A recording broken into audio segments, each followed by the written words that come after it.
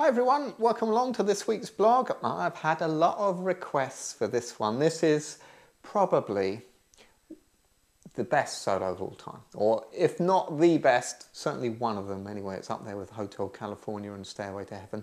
This is the Bohemian Rhapsody solo by Queen. Brian May, of course, was a guitar player. This solo, not too tricky to play in terms of technique, but very difficult to play in terms of feeling. If you haven't got your vibrato just right, this song is going to sound really bad. So it's a good one to practice if you're working on your vibrato and your string bending, because there's a lot in here. So what I'm going to do is I'm going to play it through for you with the backing track so you can hear how it goes. All right, and then afterwards I'll come and break it down for you. So let's have a listen to it.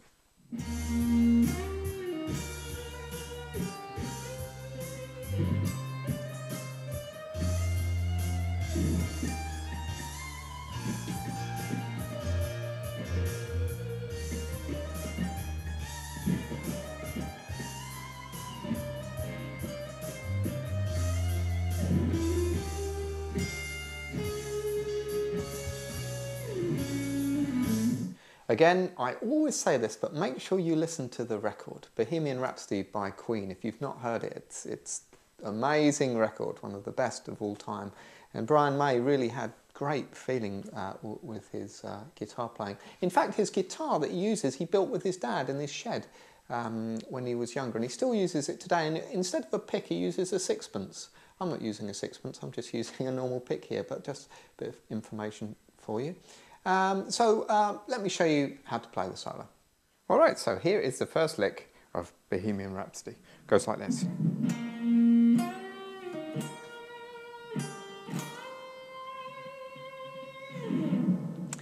Alright, so you're starting up here on the 8th fret of the D, and then you play 10 on the G, bend up a whole step, let down to 10 again on the G, pull off to 8 on the G, and then hit 11 on the B. And then you're playing 8 on the B, and then bend up 11 to 13 on the B. So far you've got this.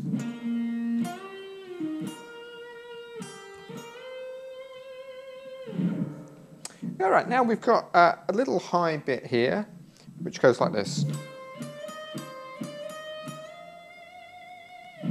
So that is 13 on the B, to 15 on the B, to 16 on the B, and you do that twice. Now, on the second time, you bend up the 16th fret, up a whole step to the 18th fret, so you've got this.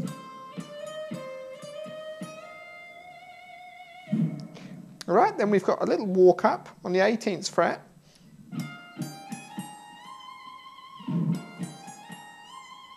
So it's 18 on the B, 15 on the high E, 16 on the high E, and then you bend up this 18th fret on the high E. So pick it first, then bend it up to the 20th fret. So you've got... And then you've got that fast little run.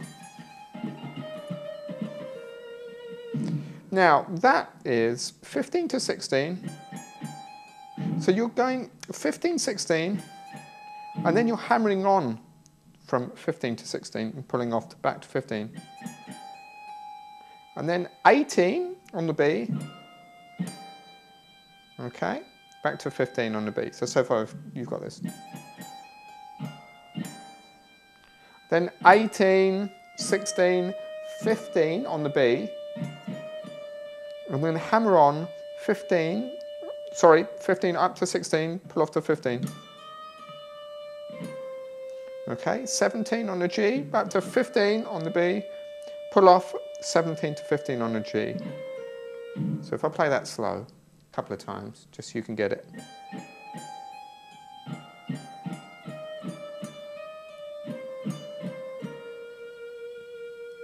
Once more, I'll do that once more.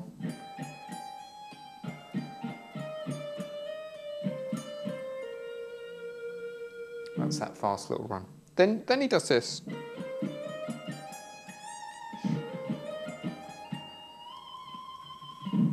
So that is 15 to 17 on the G, 15 on the B, 16, 18 on the B, up to 15 on the high E. Then you're going to play 16 on the high E and bend it up a whole step. So you've got this. And then the same thing again, but this time you go up to the 18th fret on the high E and bend that up. Okay, so 15, 17, 15 on the B, 16 on the B, 18 on the B, 15 on the B, 16 on, on the high E, and then you're bending this 18 on the high E up a whole step. So I'll play those two phrases for you together slowly, just so you can hear.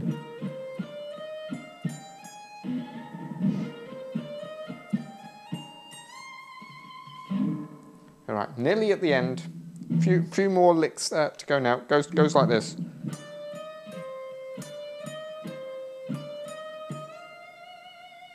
So that's 15 up to 16 on the B, and then up to 17 on the G. Do that twice, all right? And on the third time, bend up that 16 on the B, up a whole step. So that phrase together is...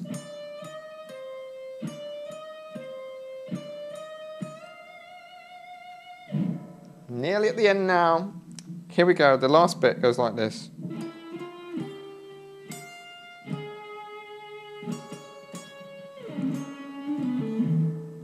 Okay, so that's 14 on the G, okay, to 15 on the D, and then hit 12 on the G, 13 on the high E, 13 on the G, and then play 14 on the B. Sounds a bit confusing that, but if I play it together.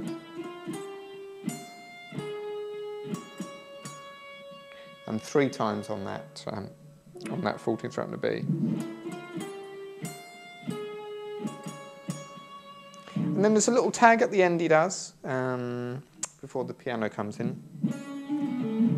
Okay, so what you're doing here is, you want this shape really, first finger on the 4th fret, but you're not going to play that just at the moment. So what you're doing really is hammering on with your little finger up to the 7th fret, and you've got this finger here, your 3rd finger on the 6th fret. So what you're doing is 6 hammer onto 7, pull off to 6, and 6 off to 4, and then with your little finger hit that 7 on the G. Okay, so that's how it goes. Let me play you the whole thing all the way through slowly, just so you can hear. This is without the backing track, okay?